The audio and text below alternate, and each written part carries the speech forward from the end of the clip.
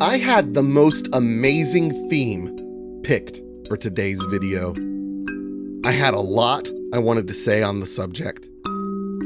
And when I'm practicing and writing these bits, I usually practice them in the car, sometimes with the kids with me. They look at me like I have 3 heads. But anyways, as I was rambling in the car on the way home, it hit me. I'd lost focus on this series. We're 8 episodes in, and my theme wasn't on point. Not only that, but I was about to devote an entire video to something I personally can't stand it when YouTubers do. The theme was, your Minecraft Let's Play is not a series of tutorials. Let me say that again, because I still fully believe in this. The theme was, your Minecraft Let's Play is not a series of tutorials. I was going to encourage content creators to stop stressing over making every video centered around a build from start to finish, all in one pretty package, just for the sake of a nice thumbnail and SEO and all. Like, that's not what a Minecraft Let's Play is about, in my opinion. And what encouraged this theme was I released a video and Kafer's released a video where we each didn't finish the project. And it wasn't a huge project, but we each had a part 1 of a build. And it felt good. It felt good to leave something hanging, to be able to receive feedback from the... Here's the problem. Here's the problem. This series is not for YouTubers. This is not a series on content creator burnout. This is a series on Minecraft burnout. And on top of that, I hate it when YouTubers talk too much shop. I broke a rule of content creation, a rule that I now realize I'm gonna twist to make the theme of today's episode. Today's theme, remember your audience. All right, so we've got the farmlands kind of laid out. I like doing these stone rock walls around the farmlands. We're at least going to do that on this side. I don't know about what we're going to do on this side. I think it might be fun. You know, maybe, actually, it just hit me. Maybe this side over here is the livestock, right? So this side would need more fences than this side. But I really do like this look. I'm going for it. I'm doing it a bit more sparse this time. We'll see how it looks in the end. But this is just always a really fun way to me to like section off farmland. And that kind of is a good example about what I want to talk about today. We're going to have, just a heads up, this episode's going to have very little progress. I don't even have a plan of what to actually do in the world other than like go play with, I need to go play with color palettes, build palettes for the farms. So I'm going to get some blocks together and we can kind of talk about that a little bit. But so what do I mean by know your audience? Because that phrase, it still sounds an awful lot like I'm talking to content creators. Well, I'm not.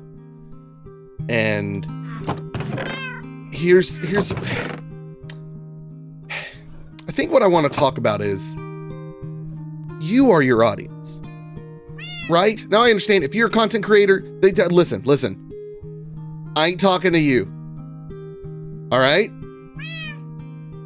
You, get out of the way. You're blocking my beautiful face. You are your audience. Don't stress over so much, right? Because so often in a Minecraft world, we get into it. Why did I pick up both of those? I don't want both of those. We get into it and we feel like, okay, I need to try something new and different. I need to do a new style of roof. I need to do a new biome that I've never built in before. Forget all that. If you have something that gives you joy, if you have something that you're good at, do it. If you have a method that works really well for you, do it. I think this type of farmland is like the perfect example. Let me grab, do I have, there's acacia logs. Okay. This farmland is the perfect example. This is not anything original, what I'm doing. It's far from it. But I like it. And I think I'm kind of good at it. I'm pretty good at random in Minecraft. And that's what you need for these walls to look right. You need random. This type of pathing, I've never planned out pathing like this. Never. But boy, when you have Zero's map, oh man, does it help. Because I've got one path that goes over here. Look, it goes along the beach for a little bit. Not over here. Maybe there will be something there, but not a big path. The point is, I'm doing a mix of new and old, right? This is how I always do it. But here's the thing. If I tried to do this new, but also tried to do all of these new, oh my goodness, what a disaster that could be. You know, one thing I've learned from working in a creative field professionally, doing graphic design for years and stuff like that, one thing I've learned is if you're stuck, give yourself boundaries. Like, we're gonna have this be a perfect example. We're gonna make this farmhouse a perfect example. I don't know if I've ever built with this color palette before, but I'm gonna give myself the boundary to do that. In fact, I'm gonna try something else up here, just a little bit different. Throw those down, and let's get some mushroom stems. Ooh. I think I could make this work, even though mushroom stems are kind of a hindrance, right? Because you don't have stairs, you don't have slabs, you don't have the tools that you normally have with wood and stone. And so what I'm doing is I'm creating a new box for me to build in. And by doing that, by changing those parameters, you will increase your creative output. Or at the very least, at the very least, increase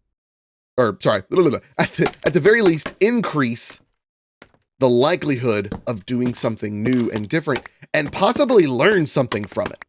I can't tell you how many times at work I have gone into a project and I don't know what I want to do with it. I have no idea. So I go pull up some random color palette. Let's do this could look real good. I'll pull up a random color palette and just tell myself, okay, I am going to use and only use these 3 or 4 colors. And then suddenly I've alleviated 99% of the options that I had before me previously. Yeah, I've never built a building that's that color, that texture. I've never done that. I've never built with mushroom stems, but dadgummit, I've got them. I need to use them. But so when you're having trouble designing, take out all the stuff that you may not need. Just give yourself the essentials and random essentials and run with it. And here's the thing. Here's what to remember with the whole you are your audience. If you don't like it, change it or live with it. Move on to another project. Maybe come back to it later. That's actually one of the thoughts I had was, listen, I've had comments talking about, can't wait to see what these builds up here look like. You and me both. I have no idea what they're going to end up looking like. I have an idea for the chicken factory. I have an idea for a small element on the chicken factory. That's it. I haven't thought any further than that on that, and I don't want to because I'm not ready to. That being said, to alleviate some of my concerns and nervousness of, oh my goodness, are those going to look good? Is that color palette going to work out? I think I'm going to start by gussying these up a little bit. Starting down here on the smaller projects that are honestly way easier and way more forgiving. Because it's just farmhouses. This one's probably not going to end up being this tall. At least not the square portion of it. So start down here, and maybe through that process, I'll discover something that makes me go, oh, I could use that idea up there on the hill, on the chicken cooker. Or, let me not use it here and save it for a bigger building. This goes back to what I feel like is harmful that these YouTubers do. They do so much planning and prep work behind the scenes, and then the episode that they release is, hey, check out this finished product. We miss the process. I miss seeing the process of people building and planning and discovering. We've lost that. And so, and you know what? And I had a comment the other day on this series basically asking me, what, I'm gonna like this one. This is cool. Basically asking me what, which hermit it was, and, if that's the content they want to make, they can make it. They didn't say it quite like that, but it was a very nicely written, well-worded comment. I actually do think I want to do dark oak roof on this one. But my reply was basically explaining he kind of misunderstood my point of the first video, which is totally fine, totally understandable, and partially on me. Partially on me because of my my super clickbait thumbnail, blaming the hermits. Oh, I didn't bring any dirt with me. I was going to fix that corner. Anyways, I'm not saying that YouTubers or the hermits should change their content. The point of this series is to fix the burnout that I personally feel is kind of their fault. Just kind of. Not completely.